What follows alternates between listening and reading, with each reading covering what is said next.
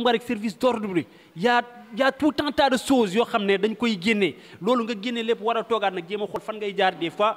parrain bi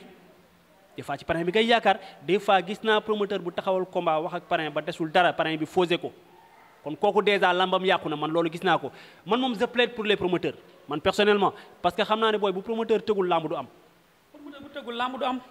promoteur bu tëggul lamb du am ñoom mën nañoo jël seen xaalis dem uti beneen business ko mais mbër muy yaakaar business su promoteur bi te amoo leneen loolu moo métti moo tax des fois tamit booy li ma leen di wax da leen di wàññi seen kese yi jub ak promoteur yi ay mbër mi combat bi laa mujj a bëreel lii laay laaj lambo amul loolu gis nga bu ñu la fayee lu ko jar bul xaar naan ay sama staff ak yooyu boo si waxtee ñu ngi ci war a waxtaanal yoo xam nga lu jaaro lamb léegi fu mu toll dafa métti gisatoo benn lamb bu am sponsor bu njëkk dañ la doon woo ne la sa combat taxaw na nangam ak nangam bu subaa ñu indi la tiset bi ne la sponsor bii ngay solal jox la kase bu baax fay la ko mais bu ñu nee ba lamb tollu foofu ñu wër ne la lamb amatul sponsor tey idaali ñi ngi nii taxawal kalaaf gu rëy taxawal combat yi neex ak am fit waa jooju ak a ñeme risque idaal yi ak a ñeme risque ñi ngi ndaanaan la xam nga dafa ñeme risque ndaanaan la parce que moom xam nga lu mu gëm moom ñu nekk si groupe bi yëpp bu sañoon ñun ñoom lay jox avance mais ba mu xamee ne mënu ko dafa woo Pôle woo Fay woo ku si mel nii Kaana booy ne leen nuñ mën a def ba booy xaaj bi yóbbu bëree Kaana xele mu gàtt mu ne ko pourquoi duñ def benn tournoi si lañ def tournoi sote fa 4 personnes te tournoi bi 4 personnes yi ñu jëlaat combat spécial si biir groupe ba boole waat leen ñooñu métti doomu yoof métti jël doomu yoof jël ku si mel ni ay waasin tour yaa ngi dégg jël ku si mel ni réparé 2 téq jël réparé 2 beneen combat ngi noonu waaw de xam nga jël Koña 2 boole ka Ronaldinho bu Tëngéej mu nekk combat affiche bu neex Mbaytin Junior ak Dabdaan comme grand combat Mbaytin Junior Dabdaan dem jël bébé Elton boole ka ak ñaq 2 xam nga loolu affiche bu neex la tey kooku tax yàlla xam ne ne ba muy taxawal combat yi xam ne ne feebar bi am na mu ngi ci corona bi c'est ça le problème instant yi gis naa ko mu ngi Europe xam naa dafa dem wuti doole di ko ñaanal yàlla tamit lépp lu muy ut rek yàlla na am lu gën a kawe loolu suñu jot xam nga la mooy problème bi gis nga promoteurs yi bari na fi ñoo xam ne yéene la ñuy demee mais man wóor na ma ni lamb ji ñuy tëgg di perte liñ ciy dugal am na beneen business boo xam ne buñ ko ci dugaloon mu génne leen dara kon ñoom tamit ils sont amoureux de la lutte maanaam dañoo bëgg lamb kon ñooñu maanaam kenn waru leen di fusiller maanaam kenn waru leen di leen dingat de telle sorte que ñuy gis ne effort bi ñuy def gars yi gisuñu ko parce que ñu ngi rey seen bopp boo gisee promoteur di tëgg sponsor amul bëgg lamb moo tax am na fi ñoo xam ne ñi ngi jàppe woon ay grand promoteur ba sponsor yi dawee ci la ñu reculer croiser les bras kon ñi nga fi gis instant bi man ñoom laa considéré comme étant de vrais promoteurs. ñu fi doon tëgg lamb yu neex lamb soogeeku yooyu day am sponsor yu dul jeex ba sponsor yi reculer saison bi bu ñu tëggee benn wala bu ñu bañ a tëgg gis nañ fi ñii dem ba mu yàgg ñu dellu ñëwaat bu ñu demee ba am benn sponsor ñaar doo ko daw ñëw yi daal di ñëngu ko lu tax mu am ci festival mënta bàyyi lamb moom dafa yàgg topp ay mbër. Idali c'était le président de l'association des jeunes amateurs. Amateur la woon amateur la njëkkee daan toog di seetaan lamb dem ba benn instant mu ne lii foog ma participer mu wàcc ci terrain bi jënd licence commencé di tëgg ay combat. kon kooku lu lamb métti lu lamb ñàkk sponsor Idali ñëngu day des ci lamb parce que da ko bëgg parce que moom bu lamb amee même bu ci amul dara na xolam féex ay nitam kontaan ñu ne Idali moo organisé woon lee pour soutenir ay nitam jàppale ñoo xamante tamit dañuy bëggee lamb ndax am na ñoo xam ne ñu ngi ci biir lamb amuñ ci dara ay promoteur barki alxuraani karim dañuy tëgg lamb perte amel nit ay bor mais wallahi hasim xam nga bu ëllëgee ñu dem taxawalaa yeneen combat saa mbër yi amel leen xaalis yenn saa mbër yi amel leen xaalis xam nga rek maa ngi jégalu bëgguma jébaane kenn mais promoteur tëgg na fi maintes reprises mbër amel ko xaalis Idali ñi ngi yab naa ko si laa la sañ a jox ay misaal Idali am na si mbër yoo xamante ne ba léegi ñu ngi ay 80 milam ñi ay 200 milam ñi ay 150 milam mbër ñëw na si moom ne ko mën naa jaay ñaari bolok jox ma ko Idali jox ko booy bi benn ticket billet la ko jaayal léegi ñaari bologu billet yee mu jël noonu tey bu ko joxoon Idali jaay ko si jouru lambu ja bu ñëwee ak yu ñuy def si booy nañ ko ak yu ñuy def promoteur des fois nañ ko bàyyi non de toute façon c'est la famille man waxuma pour diggante mbër meeg promoteurs yi nay rafet promoteurs yi nañu xam ne mbër yi seen i doom lañu seen i jarbaat lañu seen i rakk lañu mbër yi nañ jàpp ne promoteurs yi seen i mag lañu seen i papa lañu seen i nijaay lañu. xam lu koy firndeel tey ñooñu amaloon ko bor ñëpp xaaj bi yëpp joxaan na leen avance mënuñoo dem sans yow mënoo dem sans ñoom kon xam nga lu si nekk maanaam cere la ak mbum wala nga def cere jël waaw cere ak soow def si cere maanaam dafa bëri ay mandarga bu la neexee nga def cere nungate cere gëng cere yàpp cereeg ñeexu lépp bu la neexee nga xool lu gën a neex muy cereeg meew nga boole ko nga dem kon loolu ñun ñoo bokk mënuñoo dem bàyyante nañ jàppalante mu gën a rafet mbër promoteur journaliste nañuy booloo amateur supporter ñëpp na rafet. amateur di supporter ñun ñoo ko mën a neexal lamb gétt bay am fii amateur yi nekk fee supporter yi nekk fële journaliste yi nekk jour def seen liggéey photographe yi nekk fële géwal yi tamit kenn du leen bàyyi micro central. géwal yi surtout géwal yi aussi dañu am rôle bu am solo ci lamb.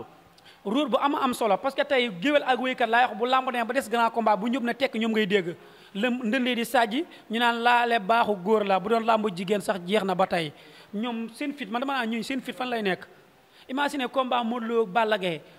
ñëpp nekk à niveau boo xamante ni boo toogoon si neen sax du toj ñoom géwél yi ngay dégg ak tëgg ak wéykat yi ñu nekk si làmb ji sajji di may gars yi confiance massa spécial pour ñooñu. rakk ji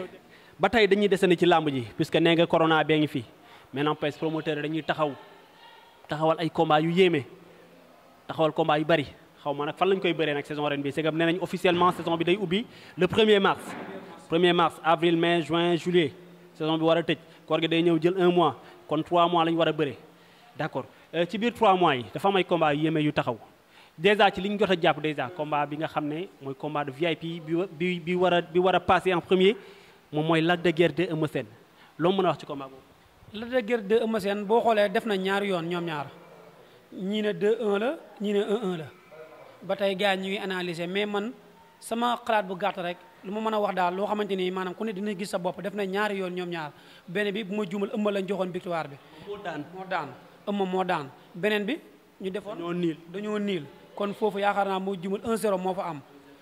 Gaston de la ñëw boolewaat leen mu nekk combat boo xamante ni maanaam Eumeu kattan gu mu amoon ba muy bëreeg Lac de Guiers bu njëkk ba ak bu mujj bi bu ma juumal mu ngi jéem mag as bi day dem kattan gi day wàññeeku. 3 combats yëpp Gaston moo ko tëgg 2010 ba Gaston moo ko tëgg 2012 bi Gaston moo ko tëgg. 2021 bi Gaston moo ko tëgg. 2021 bi Gaston moo ko tëgg comme yaakaar naa ñooñu Gaston mu ngi bay waar seen carrière bu baax a baax mu nekk en lamb joo xamante ni lamb ju neex lay nekk parce que lamb ju neex lay nekk ci benn côté Eumeu Sène boo xoolee si diggante bi bëri na fi ak Modou Lo jël fi coup bi yàq lambam mu nekk coup boo xamante ni jaxase na ko ba tey du mën a des na dëñ na si moom mais ba tey dafay jaxase bi mooy lan mooy saa buy bëree waat wala bu jubaatee lamb rek xelam da siy nekk. Lac de Guiers jógee ci combat bu am solo contre mook Boy Niang fils de Dëggal ñoom naan booy bi da koy daan mu ñëw wane feree na ko wane fullaak fayda tamit feree na ko feree ne bu yéeme ba mu bañ gis nga maxime ni lañ defoon mais ba mu dugalee recours fes ba gars dañ ko mujj valider victoire ñoom ñaana seen combat taxawaat man du ma ne avantage bi si kii la nekk du ma ne avantage bi si kii la nekk. kan mooy favori. combat boobu man Lac de Guiers laa jox favori nag moo koy jox Lac laa koy jox. foo ko teg. fu ma ko teg mooy maanaam jamono ji Lac moo gën a nekk xale. Lac mais ba ñu njëkk a bëree Lac moo gënoon nekk xale ba ñu bëree waat Lac moo gënoon nekk xale mais bi yoon tamit. ñaar yëpp Lac moo gënoon nekk xale mais boo xoolee Eumeu Sène as bi mu yoroon ba muy bëreeg Lac de Guiers joree na fa am fi Gris Bordeaux ay combat sorte yu métti ba mu fi jogaatee moo combat mook Bombardier ba mu fi jogaatee tamit mook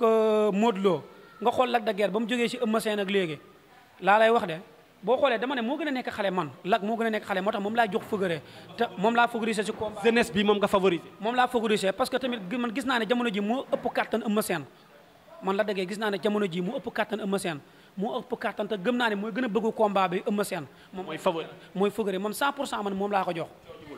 benn instant su ma ñëwoon tey ci daj dëpp gi jox la le combat Modou Lo Ama Baldé lan nga ma ci. Modou Lo Ama Baldé lu may wax rek Modou Lo neexut a analyser ay lambam parce que matul nii mbëri te jaaxal mbëri te lu mbëri di wër yëpp moom moo ko soxla nekk koo xamante ni booy bëreeg moom yaa ngi sóoraale xeex ba mais yaa ngi sóoraale manière yi muy def c'est si manière mi parce que rek da si daan ay mbër te c'est sa manière yi garaaw la yor mi moom Modou Lo tey moo demoon ba ko yóbbu contre moo ak Ama Baldé man lu may wax man Modou Lo man moo demoon ba koy conseil di ko yóbbu dama naan ko doxal ci kaw nga bëreeg moom doxal ci kaw Ama nga bëreeg moom te moytu bëre bu ne bëreet nga bal ko dajeeg moom parce que bu ko Ama di ëpp doole tamit ëpp ko doole lool. mais peut-être bien Ama ëpp ko doole mais bu ëppante doole buy am Ama moo ëpp doole wala ñu ne ëppante wuñ doole. mais kan mooy favori. kan mooy favori combat boobu noonu man de Modou Lo laa jox favori wax dëgg yàlla. Modou Lo laa jox moom mooy le roi des arènes. moom mooy le roi des arènes te en plus tamit Ama moom mooy soxla mooy wut si roi bi Modou Lo am na ko ba pare Ama lu lamb ji jaral Modou Lo benn day jaral Ama 100% te Ama tamit bu ma doon moom wala may jege ko di ko yóbbu dama naan ko bu arbitre soublé bul daw songu Modou Lo boo dawee song ko di nga am Modou Lo boo xoolee benn Balla Gaye moo daw song ko di ko daan mais boo xoolee ñu ko jëli ñëpp Modou Lo da leen a daan da ngay taxaw nga xaar ko boo gisee buntu mu leer nga dem jàppanteeg moom xool noo def. Ama attaquant la Ama arbitre mosul sifflé mu taxaw ba arbitre sifflé day avant. loolooy wax ji attaquant la kenn mënu kaa téye xale la. deret dafa yor uppercut. xale la deret ji day yëngu te Modou Lo mooy lu ma la wax Modou Lo day nit koo xamante ni mënoo ko analyser su benn côté tey boo demee ne bëreet mu kor la dajeeg yow wala nga ne bëreet mu dóor la benn hyperkit mën na yàq salaam. mën na yàq salaam boo xoolee moo juumul dubalees numéro dubalees Modou Lo hyperkit boobu moo yàqoon lambam laay béy moo Modou Lo boobu moo yàqoon lambam Issa Pouye boobu moom Modou Lo moo yàqoon lambam. lay delloo ci Eumeu Sène jël na crochet long Gris Bordeaux kañ daanuwul. Gris dafa soxor Gris il est très méchant waa jooju ku xoolal crochet kañ mais daanuwul. Bombardier dóor na ko benn coup boo xam ne ñun fi ñu taxaw man fi ma taxaw tee sama appareil dafa mel ni damaa yëg coup bi tellement que coup bi dafa dal daanuwul mais xoolal hyperkitu Modou Lo bi ko Modou Lo xasee ba koor bi mu dugalee hyperkit dafa wàcc. te hyperkit bu ko Modou Lo dóor kenn déggul tar mais jël lañ gis ci suuf maanaam loxo bee moo dansé moo tax man la tey Ama est-ce que bu dawee def bëre du dajee coup ba moo tax ma ko doon jeex dama naan ko na nga tee donte attaquant la mais attaquant mën nga tee am sa bal dugal ko dugal bu rafet te du la yàqal dara. moo ko doon yow dama naan ko teeyal boo gisee camp yi xool noo ko naxante góole parce que góol bu ngay fekk ci camp yi góol mën a góola la góol la boo xamante ni flanc yëpp lay demee kon da ngay tee penalty boo koy dóor da ngay nax gardien bi boo xàccee ba jàpp ne foofu la yaakaar nga nax ko defee ko nële. instant bi Ama Baldé penalty la am bu dóoree dugal nekk roi des arènes mais on avance par la suite bu ñu jógee foofu jël le combat Balla Gaye 2 Bombardier Balla Gaye nekkoon fi roi des arènes rajaxe arène bi ñëw jaxase ñëpp effacé ñëpp nekk roi des arènes Bombardier ñëw teggi couronne bi tegaat ko ci boppam delloo ko mbuur xañ ko couronne bi 4 ans 5 ans 6 ans plus tard combat revanche bi taxaw lu mu mën a wax ci Bombardier Balla Gaye da di combat bu neex parce que Bombardier deuxième roi des arènes mu ngi ko jëlee ci Balla Gaye fa la ñàkkee roi des arènes bi mu ko jëlee ci Yékini ñaari sortie la ci defaat muy Tapha Tine la ci daan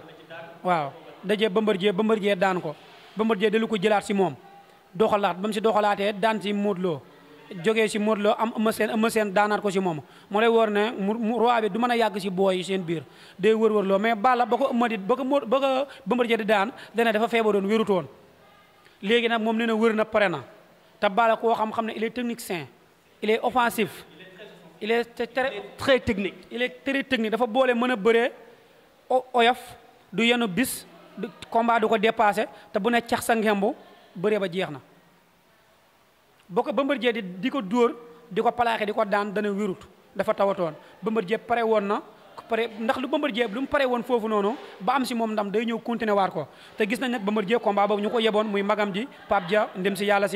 na ko yàlla yërëm te yéexee ñu ñun ñëpp est-ce que tamit du ko manqué est-ce que tamit staff boobu mu amoon noonu contre Pape Dia lu mu ko doon xelal en tant que mag ak rak lu mu amoon ci moom ak nu mu ko marqué woon si gannaawam est-ce que tamit loolu noonu ba tey ndax du marqué Bombardier ba mu ngi jëmaat si combat boo xam ne dafa am solo si Balla Gaye Assis Ndiaye ñëpp taxawaat pour dooleel Balla Gaye ne Balla dina nekk roi des arènes mu jëlaat ku ko daanoon te ku ko daanoon comme àndaloon mu gën kaa yaakaar kooku gisatul ko Balla Gaye tamit ku mu gënoonoo yaakaar muy père Balla Gaye gisatu ko moom it nga xamante ni sonn na si moom léppam moom la moo ko defar ba mu dégg daale moo ko defar 500 000 ba 25 millions ba 60 millions ba 100 millions kon kooku tamit nga tourné def gisatoo ko kii tourné gisatul waajuram bu góor kii gisatul tamit papaam kon dina nekk combat boo xam ne ñoom ñaar ku nekk dina am lu mu la marqué si yow combat boo xam ne combat yërmande la si ñoom ñaar ku si daanu rek dina la yàqal lu bëri mais favori combat ba non combat ba man 50-50 laa joxe